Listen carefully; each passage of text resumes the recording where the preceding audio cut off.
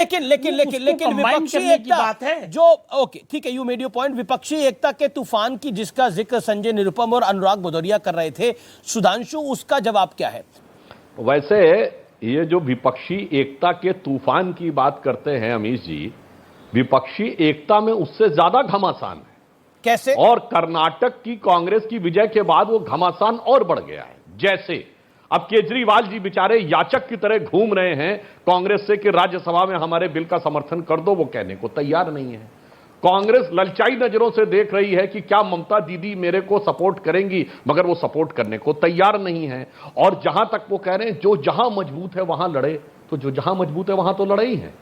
क्या केजरीवाल जी हमसे दिल्ली में नहीं लड़े? हमने 7 सीटें जीती हैं।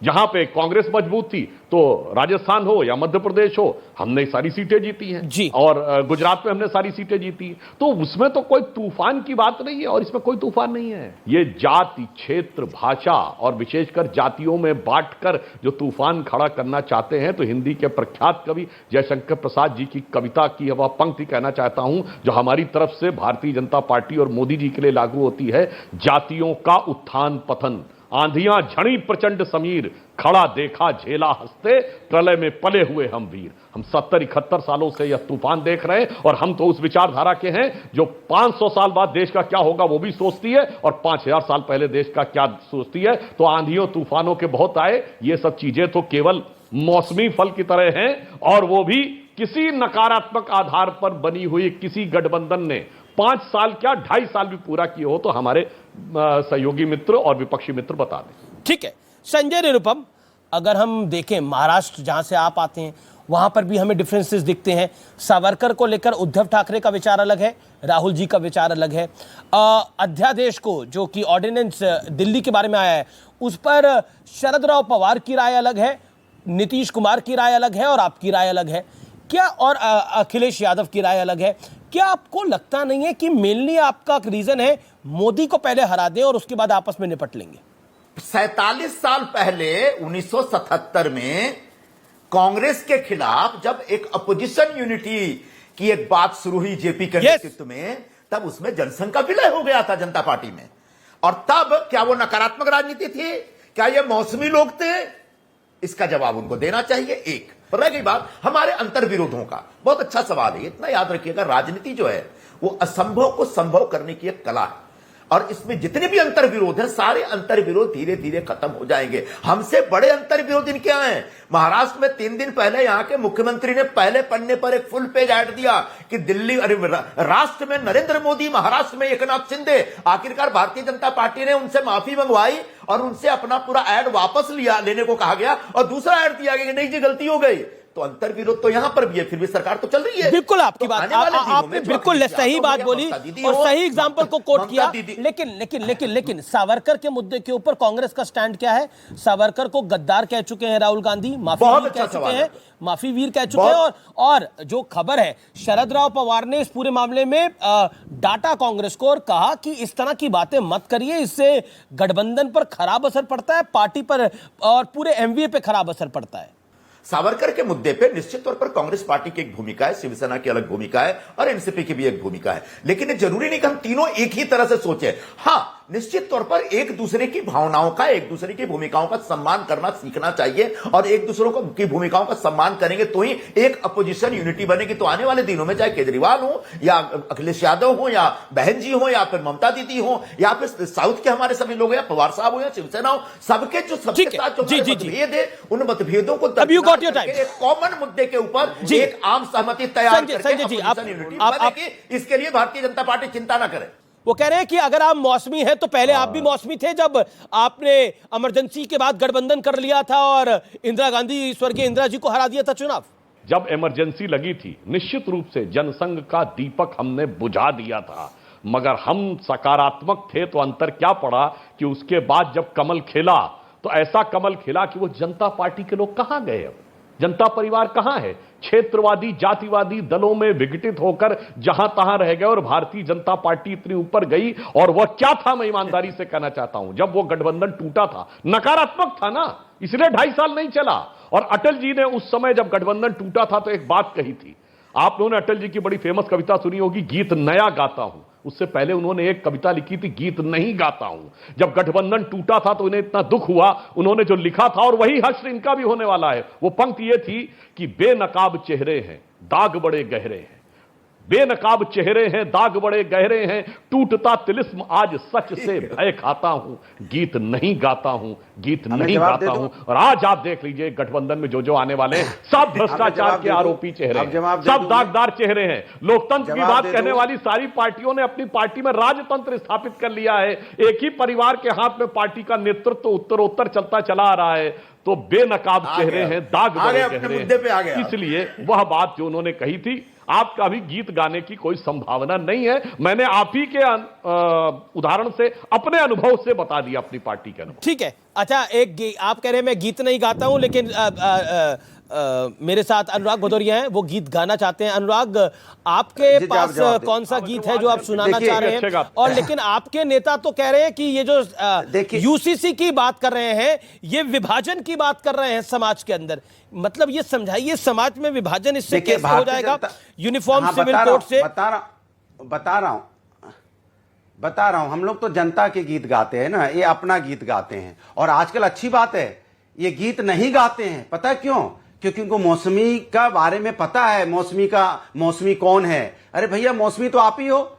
जाके पीडीपी के साथ सरकार बनाते हो, उसके बाद फिर आपकी खत्म हो जाती है।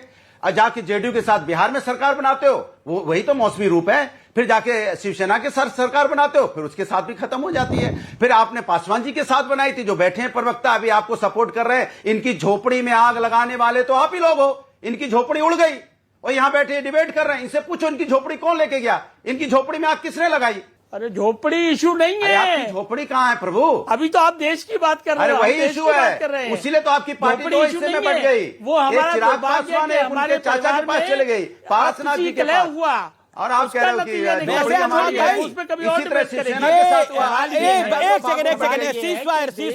देखिए, आप दोनों मित्र भी हैं, अनुराग और ए के वाजपेयी, और चाचे भतीजे की लड़ाई का अनुभव आपको भी, अनुराग भाई, बहुत ज्यादा है।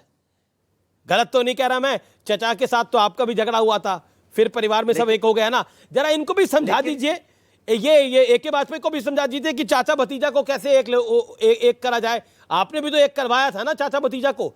अखिलेश जी और शिवपाल यादव जी में झगड़ा हुआ था, वो एक हो गए बाद में। तो चचा भतीजे का अनुभव तो आपको भी जबरदस्त है। मेरा सवाल है कि नहीं? झोपड़ी में तो आपकी भी आग लगाई थी।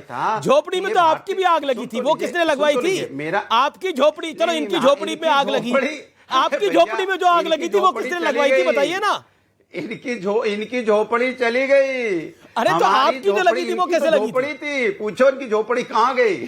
ठीक है, सुधांशु इस पर कुछ कहना चाहते हैं? सुधांशु जी, ये एक बड़ा आरोप है कि आप सबकी झोपड़ियों पे आग लगा देते हैं। मुझे झोपड़ी से एक बात याद आई। जी सुधांशु, देखिए, संजय निरुपम जी ने हमारे लिए कहा था ना कि हमारे पूर्व अवतार जनसंघ ने, तो ये समाजवादी पार्टी का जो पूर्व अवतार था 77 से पहले, शायद भदौरिया जी भूल गए, सोशलिस्ट पार्टी हुआ करती थी। और सोशलिस्ट पार्टी का चुनाव चिन्ह होता था झोपड़ी। याद नहीं होगा शायद भदौरिया जी को, तो मैं याद दिला देना चाहता हूं। और कांग्रेस का हुआ करता था दो बैलों की जोड़ी, और जनसंघ का हुआ करता था दीपक। हाँ। तो जब हम सब मिल गए थे, झोपड़ी और दीपक मिल गए थे, और आपने हमारा अपमान किया था कि दोहरी सदस्यता के मुद्दे पर अलग हो जाओ, संघ के साथ संबंध तोड़ दो। हमने संबंध नहीं तोड़े तो जानते क्या हुआ था? जली झोपड़ी, उस समय एक नारा होता था, जली झोपड़ी भागे बैल, ये देखो दीपक का खेल। और उसके बाद झोपड़ी जलने की बात कह रहे हैं, तो समाजवादी पार्टी पे वो उक्ति लागू होती है, आग लगे हमारी झोपड़िया में हम गाय मल्हार। जी, मैं संजय निरुपम का रुख करता हूं। संजय निरुपम, बीजेपी एक ओबीसी को भी बहुत बड़ा विषय बना रही है, और विपक्षी एकता की एक तरफ बात हो रही, तो दूसरी तरफ बीजेपी कह रही है कि ओबीसी में भी घुसपैठ करी जा रही है, और बंगाल का बहुत बड़ा एग्जाम्पल है इसके अंदर। राजस्थान के भी कुछ इलाकों में है, पंजाब का एक बहुत बड़ा एग्जाम्पल है इसके अंदर। क्या आपको लगता है ये जो ओबीसी को लेकर बीजेपी ने एक एग्रेसिव अप्रोच अपनाई है, जिसमें उनका कहना है कि ओबीसी रिजर्वेशन में, यानी पिछड़ी जातियों के रिजर्वेशन में मुसलमानों की घुसपैठ कराने की जो विपक्ष कोशिश कर रहा है, क्या आपको लगता नहीं ये पॉलिटिकली आपको बहुत हार्म करेगा आने वाले समय में? और जो डेटा सामने आ रहे हैं वो भी काफी अलार्मिंग है।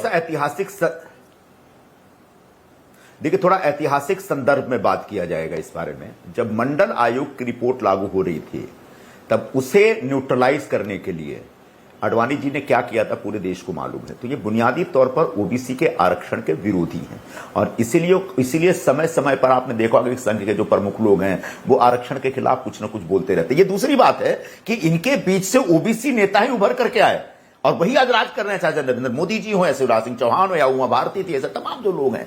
तो ये बुनियादी तौर पर संघ की जो विचारधारा है वो आरक्षण के विरोध में है, ओबीसी के खिलाफ है। अगर ये ओबीसी के समर्थक हैं तो मैं सबसे पहले जो राहुल गांधी जी ने सवाल उठाया है कि ओबीसी की जनगणना करने के संदर्भ में जो एक फैसला हुआ है उस फैसले से आप पीछे क्यों हट रहे हैं? आप नया नहीं कराना चाहते तो हमारे पास हमने जो कराया था 2011 के आसपास, जो अपने पूरे देश में जो एक सेंसस कराया था, जातिगत जनगणना जिसको कहते हैं, उसकी रिपोर्ट आप रिलीज करिए और उसकी रिपोर्ट रिलीज करने के अलावा उसमें अगर कुछ कमी रह जाती है तो आप बाकी नेक्स्ट कदम लीजिए, तो उसको फिर से और कंप्लीट करिए। तो अब जब मुस्लिम समाज में किसी कुरैशी को ओबीसी का दर्जा दिया गया है, ओबीसी का हिस्सा छीना जा रहा है, ये कुछ नहीं, ये सिर्फ दिखाने के दांत हैं, ये सिर्फ ढकोसला है, ये सिर्फ तमाशा है।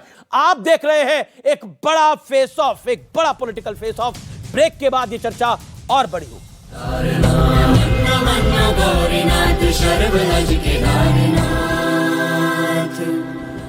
आज हम आपको केदारनाथ जी के दर्शन कराने ले चलेंगे, जानने और समझने की कोशिश करेंगे कि बीते 10 साल में केदारनाथ कितना बदल गया है।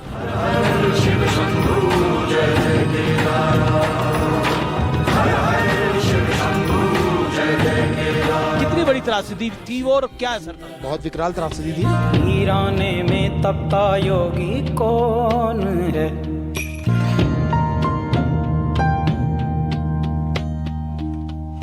माद न कोई तारा।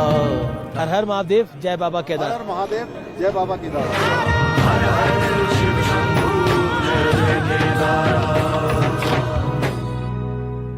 प्रतिबंध लगा रखा है और तालिबान को उम्मीद है कि उनके इस कदम से उन्हें चीन और पाकिस्तान से मदद मिल सकती है, जो पाई के लिए तरसते अफगानिस्तान के लिए इस वक्त बहुत जरूरी है। आशंका जताई जा रही है कि चीन ने उसकी इसी कमजोरी का फायदा उठाकर उसे सीपीईसी में शामिल होने के लिए राजी कर लिया, जिसका मतलब यह कि पाकिस्तान के बाद अब अफगानिस्तान भी चीन के अंगूठे के नीचे आ जाएगा। इस बीच आतंकी संगठन टीटीपी यानी तहरीक तालिबान पाकिस्तान ने पाकिस्तान में एक अलग राज्य बनाने का ऐलान कर दिया। पाकिस्तान के बलूचिस्तान प्रांत में लंबे वक्त से टीटीपी ने पाकिस्तान की फौज की नाक में दम कर रखा है और अब उसने एक बड़ा ऐलान कर शहबाज शरीफ सरकार की नींद उड़ा दी और बलूचिस्तान के 2 जिलों में पूरी तरह कब्जे का ऐलान कर दिया। मतलब यह कि बलूचिस्तान के 2 जिले अब पाकिस्तान का हिस्सा नहीं रहे, बल्कि वहां टीटीपी का कब्जा हो गया। यहां तक कि टीटीपी ने वहां अपने गवर्नर की नियुक्ति भी कर दी, जिसका सीधा मतलब यह कि बलूचिस्तान के 2 जिले पाकिस्तान के हाथ से फिसल गए। ये 2 जिले कलात और मकरान हैं, जिन पर टीटीपी ने पूरी तरह कब्जा होने का ऐलान कर दिया। हालांकि टीटीपी के इस दावे पर पाकिस्तान की फौज और वहां की सरकार खामोश है। बलूचिस्तान में लंबे वक्त से लोग पाकिस्तान से आजादी की जंग लड़ रहे हैं। कई आतंकी संगठनों के अलावा बलोच लिबरेशन आर्मी भी पाकिस्तानी फौज के लिए सिरदर्द बनी हुई है। उधर पश्चिमी मीडिया ने दावा किया कि अमेरिकी नागरिकों को ताइवान से निकालने की खबर पर चीन भड़क गया और उसने कहा कि अमेरिका ताइवान की बर्बादी चाहता है। और यही वजह है कि ताइवान में युद्ध का खतरा देखते ही अमेरिका ने अपने नागरिकों को ताइवान से निकालने का प्लान तैयार कर लिया। चीन ने अमेरिका पर आरोप लगाया कि अफगानिस्तान की तरह अमेरिका ताइवान को भी बर्बाद करना चाहता है। चीन ने दावा किया कि अमेरिका का प्लान है कि ताइवान में जंग छिड़ने से पहले उसके सभी नागरिक सुरक्षित निकल जाएं और ताइवान के लोग जंग में पिसते रहें। कुछ दिन पहले खबर आई थी कि अमेरिका ताइवान से अपने नागरिकों को निकालने की तैयारी कर रहा है, क्योंकि अमेरिका की खुफिया एजेंसियों ने दावा किया कि चीन ताइवान पर किसी भी वक्त हमला कर सकता है और अगर ऐसा हुआ तो इससे सबसे ज्यादा नुकसान अमेरिकी नागरिकों को ही होगा। इस बीच अमेरिकी मीडिया का दावा है कि बाइडेन सरकार की तरफ से जारी नए प्रतिबंधों पर चीन बौखला गया। अमेरिका ने सुरक्षा का हवाला देकर अपने यहां मौजूद चीन की कई कंपनियों पर नकेल कस दी, जिसके मुताबिक चीन की ये कंपनियां अमेरिका से किसी भी चीज की सप्लाई नहीं कर सकेंगी। अमेरिकी मीडिया के मुताबिक बाइडेन सरकार को शक है कि चीनी कंपनियां कारोबार की आड़ में चीनी सेना की मदद करने में जुटी हैं। आरोप है कि अमेरिका से उन उपकरणों की सप्लाई की जा रही थी जिनकी मदद से चीन खतरनाक हथियार बनाने वाला था। हालांकि अमेरिकी सरकार ने इस खतरे को देखते हुए दुनिया भर की 43 कंपनियों पर नए प्रतिबंध लगा दिए। लेकिन शी जिनपिंग इसलिए ज्यादा बौखला गए क्योंकि उनमें ज्यादातर कंपनियां चीन की हैं। अमेरिका के इस फैसले के बाद चीन ने उस पर बेवजह बदनाम करने का आरोप लगाया। उधर हर दूसरे देश से भिड़ने वाला चीन अब जर्मनी पर भड़क गया। उसने जर्मनी को उसके साथ मिलकर रहने की नसीहत दे डाली। एक दिन पहले जर्मनी ने अपनी राष्ट्रीय सुरक्षा के लिए नई रणनीति का ऐलान करते हुए एक दस्तावेज जारी किया, जिसमें उसने चीन को अपने लिए बढ़ता खतरा बताया। और इसी बात पर चीन चिढ़ गया। उसने जर्मनी को चीन को साथ लेकर चलने की नसीहत दे डाली। अपनी बात में दम डालने के लिए चीन ने जर्मनी के साथ अपने रिश्तों की भी दुहाई दी और जर्मनी को समझाने की कोशिश की कि चीन के साथ बनाए रखने में उसका फायदा है। जर्मनी ने अपनी जो नई राष्ट्रीय सुरक्षा रणनीति बनाई है उसमें उसने चीन से संभल कर रहने की पैरवी की है। जर्मनी की दलील यह है कि चीन के कई फैसले ऐसे हैं जो पश्चिमी देशों के खिलाफ रहे हैं।